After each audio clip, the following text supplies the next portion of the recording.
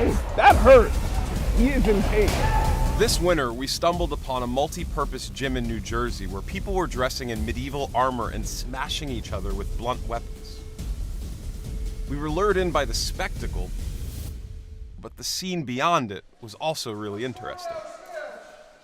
When we found out these knights were training for a world championship in Portugal, where they would compete against other nations, we immediately booked our tickets to join them.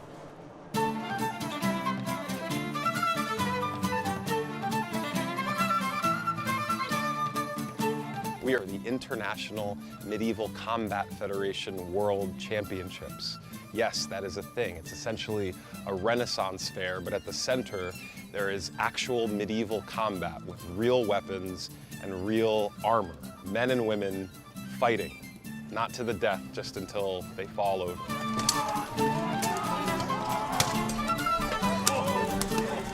Check out the medieval broadcast booth. The International Medieval Combat Federation consists of hundreds of fighters from 26 countries around the world. Each year, teams gather at a castle somewhere in Europe to engage in melees and one-on-one competition. The event is steeped in medieval history, which makes the US team stick out from the crowd a bit, despite their best efforts. So right now in the cage behind us, one of the American longswordmen is actually a captain in the US military. He's about to fight right now.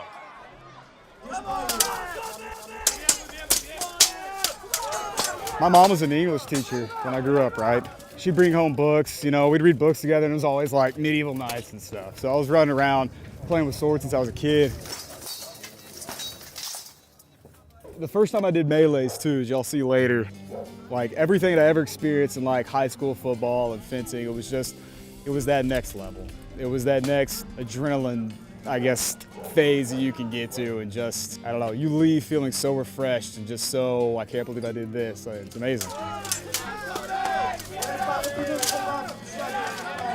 I'm an officer in the Army. My job isn't to be the trigger puller. My job is to think and plan and lead, really. So to be here and not have to do any of that, it's not stressful. It's my release from training for actual war, to come do fake war. Yeah. Fake war. Cheers to Hey, fake cheers, war. brother. Fake Yeah. war is Cheers. dope.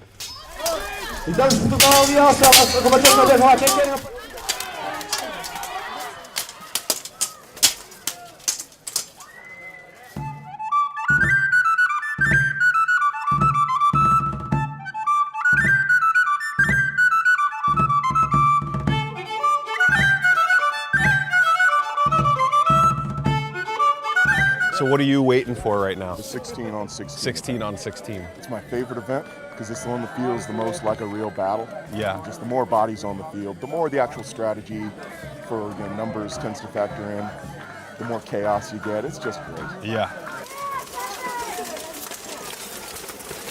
What do you do in real life?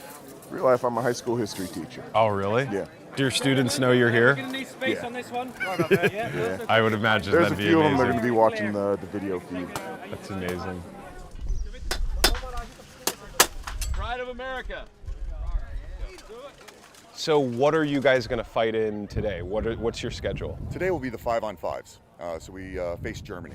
What is the 5-on-5 like? A 5 versus 5, I call it a dogfight because it's not as chaotic or as crowded as a 16 versus a 16 or a 10 versus 10. It's more violent. I think I like it because there's just more violence in the 5s.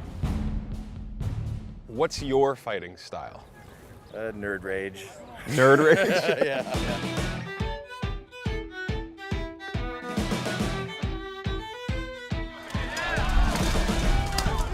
One of the things that happens in a helmet is you're breathing in your own CO2. So a little sensor out in your brain will go off saying, I got low oxygen levels. And so your body and your brain will start going, hey, you're gonna die. Whatever it is you're doing, you need to stop it. And so you'll see guys sometimes lose their shit and they'll run around like clawing at their face, trying to get their helmet off, and they're like running around in circles, and they're so irrational, they're not even thinking to even pull their own helmet off. But what will awaken you the most is when you get a spark that flies into your helmet and you get the smell of ozone that just completely fills your helmet, and it's exciting because something real just happened, a flash before your eyes. I get a little excited actually when that happens. Oh, shit. How is your nose not broken? You can never really have enough of that. The lifelong of nerd rage to deal with, you know. You can never have enough therapy. You can never have enough therapy. See, look at my smile. It's a real one. No, you're glowing right now. You have this glow emanating from you. Right behind me with the battle axe is Janelle. She's the gold medalist in the pole arm. She's on her honeymoon, and they just changed their last name to Ironside.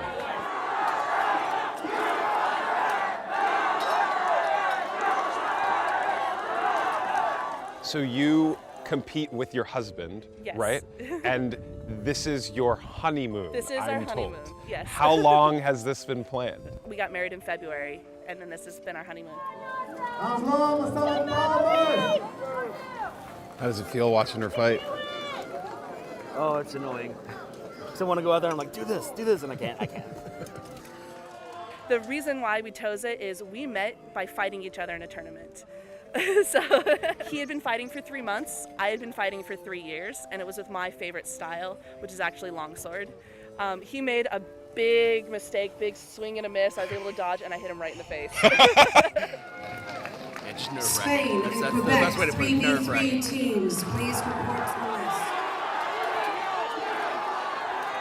Janelle's been standing there. It's been 2-on-1 for like 5 minutes.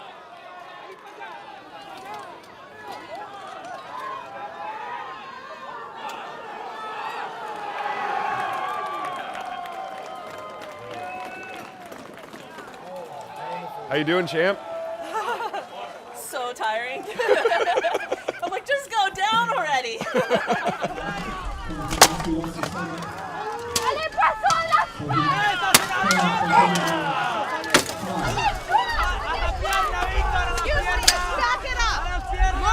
Walk on this line.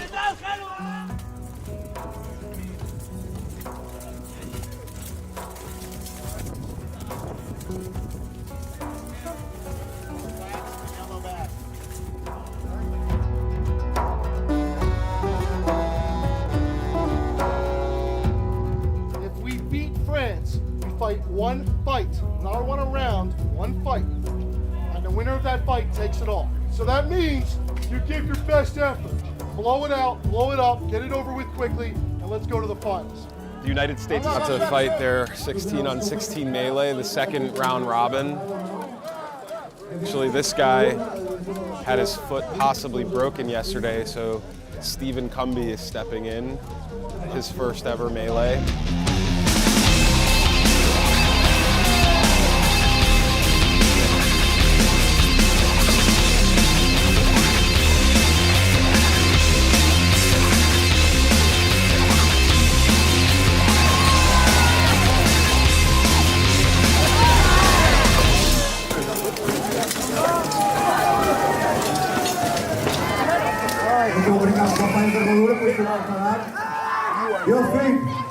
Stop the fight. Why are you counting? That's gold, baby. We win. I mean, that was a street fight. It was fucking crazy. Well, it's always good when you nail somebody so hard they smash their face into the rail with their whole body weight. 'Cause you know it didn't Oh my God. It's just that pinky. I can't do much with. It's probably like a microfracture right here. You have to believe it. Do you believe it? Yes, Do you believe it? Yes, sir! Believe it. Okay? So this is the finals of the 5-on-5, England versus USA. É final do 5-5 brasileiro. Vira ao terceiro round.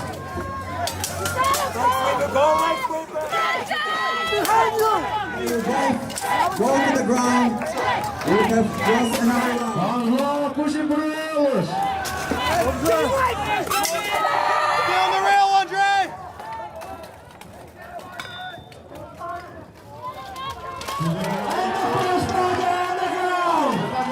So the thing about 5-on-5s is that if you make one mistake, that's 20% of your workforce gone. Right side.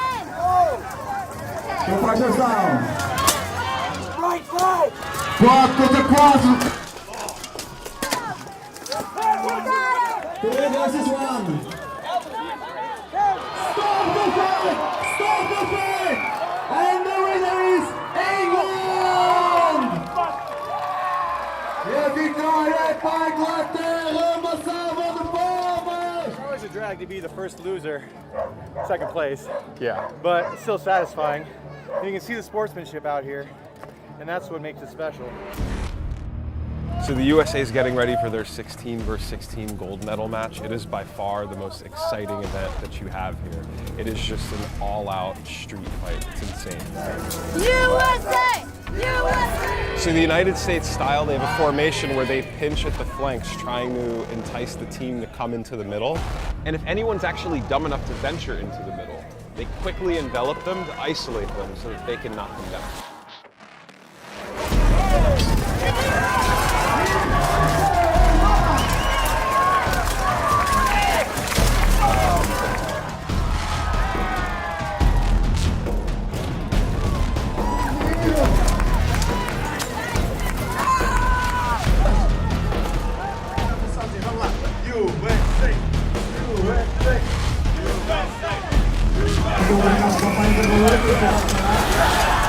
So the US won the gold. They absolutely dominated. How you feeling? Good. Congrats. Thanks. Congrats. I told you, the 16s, it's chaos. So all the official events are over and they end with a 30-on-30 melee. I think that the Renaissance fair around the event, all the period garb, it makes you think that this is an activity, but when you watch this, it is absolutely a sport. People are leaving with serious injuries. And when you watch these matches, there's more drama packed in a round of these than you'd be lucky to see in a basketball game or a baseball game. I think that that's the most exciting part of this event. In a minute, you might have more drama than you can get in any other sport.